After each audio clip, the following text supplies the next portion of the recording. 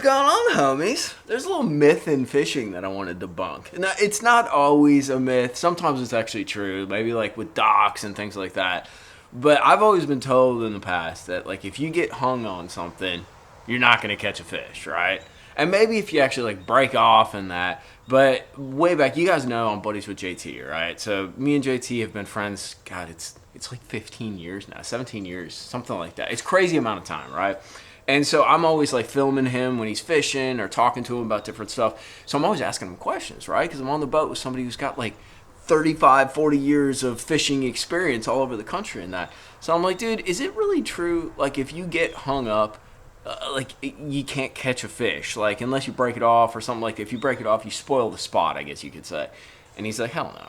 And so one of the things that I've watched JT do is do this thing with soft hands, right? Whenever you're fishing, and I've noticed he does it, and a couple other like pro guys, Jacob Wall is another example, where these guys, when they're fishing, they use kind of like, I don't know if you guys play baseball, right? But you always talk about soft hands, right? When I watch JT fish, I noticed like he might be snapping the bait up and that, but everything is like a calculated move. Like he's very intricate about the way he kind of moves the bait and presents the bait. And the other time when he's super intricate is even when he gets hung.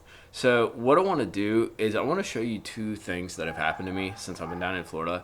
I caught two absolute monsters, and I wouldn't have caught them any other way but the way it went down. And I want to show you exactly what it did, because I know you're going to be in this situation, and I want you to do the same thing if you're ever in this situation, because it can be one of the biggest bites of your life, like 100%.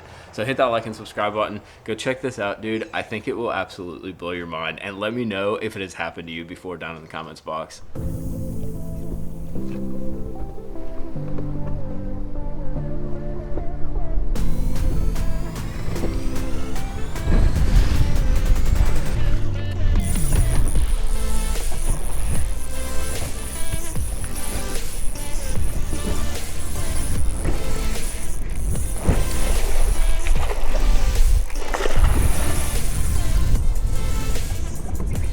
Don't do it.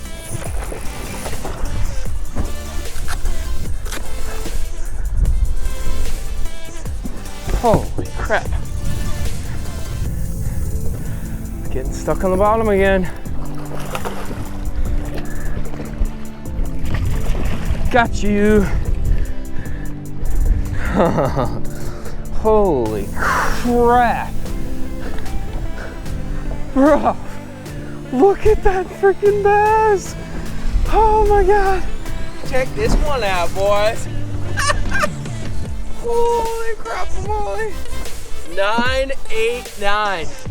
989. That is ridiculous.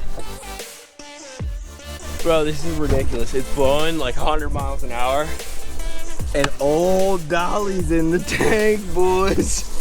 Holy crap. Look at how beautiful that, golly, that belly is insane. All right, let's get you good.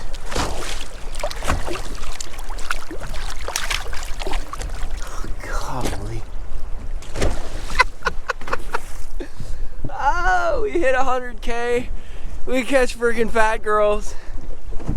Life is good for the moment.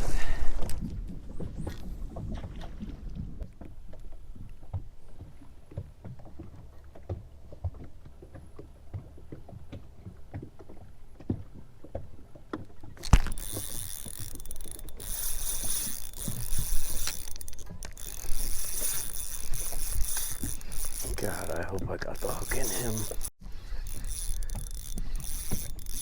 Oh God. I got stuck on a limb. I don't know how well she's got it, but I got stuck on a limb and this one ate it. Holy crap. And I was sitting there shaking on the tree, and then all of a sudden the tree decided to move. Holy crap. Oh no. Get in there. Holy crap, did I just get lucky. That's why you always have your net ready. Holy crap-a-moly, Batman. That is a certified donkopotamus, dude. Look how broad that fish is. Holy crap-a-moly. She ate the big dong. Long dong silver ate the big dong. Well, she held up. It's actually a custom jig. Descent jigs for big magnum dongs. Oh my God. Holy crap. She is going to come in at 9.76. This is fundamentally ridiculous. Golly. That's real, dude. Golly. This is where you go. Thank you for being so cool and eating the long dong.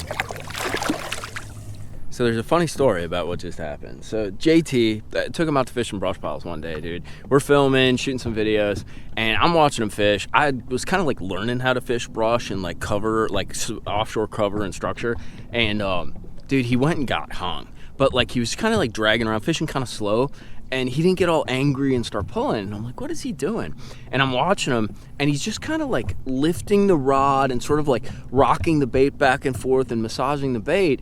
And he's like, dude, like half the time, I'll get that bait out. As long as you're not like pulling on it, if you're in tune with what you're doing as you go into that brush, even with an open hook, as long as you don't like jerk on that thing and get all angry and throw a fit and throw a temper tantrum, like a lot of times you can kind of like rock that bait back and forth, and it kind of just falls through the limbs, and then you kind of get a little loose and it pops through. And then the other thing that happens is if there's a bunch of fish sitting on it, I mean, rarely do they see the bait actually just hanging from the limb, kind of rocking and kind of swaying back and forth. And dude, that's exactly what happened, and I've implemented it ever since he taught me that. You can get hung on some of this brush. Don't get angry. You might lose a jig, you might lose a bait. It's gonna happen. It's reality, right? But dude, rock that bait and move that bait and just kind of pop it a little, ever so soft, especially if you know there's fish there. And sometimes that's the only way they will bite. I threw to these fish 27 times with 27 baits. Nothing happened. I get hung with the big old long dong silver, dude. Rock it back and forth, and all of a sudden the tree is no longer a tree, and it's a bass, and it starts moving, and it's like 9+ pounds, nearly 10. Yeah, nice.